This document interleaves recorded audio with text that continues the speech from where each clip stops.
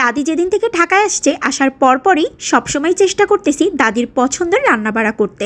Hello everyone, আসসালামু আলাইকুম। আশা করি সবাই ভালো আছেন। আলহামদুলিল্লাহ, আল্লাহর রহমতে আমিও ভালো আছি। তাই আজকে দুপুরবেলা বসে পড়লাম লাউ দিয়ে মুরগি রান্না করার জন্য।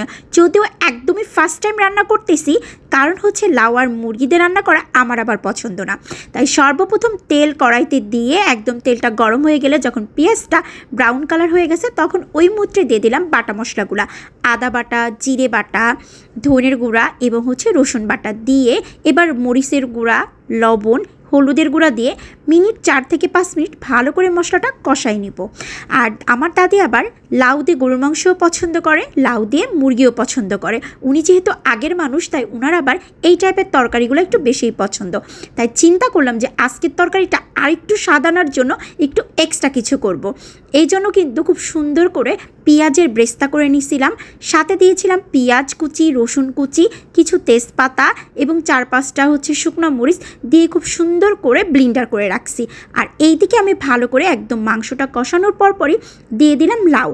লাউটা এত পরিমাণের জালি ছিল যে লাউর এখনও ভালো করে ভিতরে বতি দানাগুলাও হয় নাই। তাই খুব সুন্দর করে লাউটা কষানোর পরপরই দিয়ে দিয়েছিলাম লাউটাও কষাই নিছে একসাথে মুরগির সাথে। কষানোর পরপরই লাউ থেকে আর চিকেন থেকে যে পানিটা ছাড়ছিল ওইটা দিয়ে কিন্তু একদম আমার মুরগি কষানোটা কমপ্লিট হয়ে গেছে।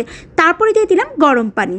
গরম পানি দিয়ে আর ঠিক 4-5 মিনিট ভালো করে জাল হওয়ার পরপরই যখনই জালটা একদম টকবগেভাবে উঠে গেছে তখনই সেই ব্রেস্তা করে রাখা মশলাগুলো দিয়ে দিলাম তরকারির মধ্যে। এখন খুব সুন্দর করে নাড়াচাড়া দিয়ে মিক্সড করে নেব। মিক্সড করার পরে ঠিক পাক্কা আরও 5 মিনিট চাল করার পরে একদম ভালোভাবে ফাইনালি আমার তরকারিটা রান্না করা কমপ্লিট হয়ে গেল।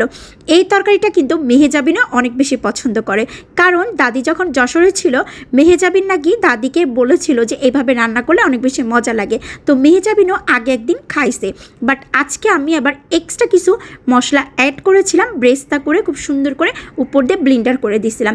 তো ফার্স্টের ভাইবটা নাকি আজকে মেহেজাবিনই নেবে, তাই খুব সুন্দর করে ওরকে প্লেটটা সাজাই দিলাম। দেওয়ার পরই খুব সুন্দর করে ভাতটা মাখায় উপর থেকে লেবু রসটা একদম ছিটাই দিয়ে গরম গরম ভাতের সাথে যখন এই চিকেন দিয়ে লাউয়ের তরকারিটা খাইলো, মেহেজাবিন ফার্স্ট 5 মিনিট পরপরই বললো ওয়াও অনেক বেশি মজা।